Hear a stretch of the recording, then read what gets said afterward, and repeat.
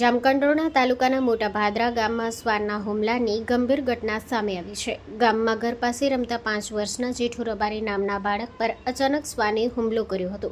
શ્વાને બાળકના ગાલના ભાગે બચકા ભરતા બાળક લોહીલુહાણ થઈ ગયું હતું. ઇજાગ્રસ્ત બાળકને તાત્કાલિક 108 એમ્બ્યુલન્સ સેવા મારફતે સારવાર માટે જેતપુર સરકારી હોસ્પિટલ ખાતે ખસેડવામાં આવ્યો હતો, જ્યાં તેની સારવાર ચાલુ છે.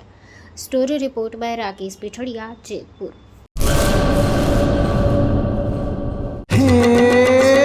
સોનાનો સૂરજ ઉગ્યો રે ખેતરમાં, સાગર લક્ષ્મી બાજરી બિયારણ, લાંબા ડુંડામાં દાણા ભરપૂર, ખેડૂતને આપે ઉપજ ભરપૂર.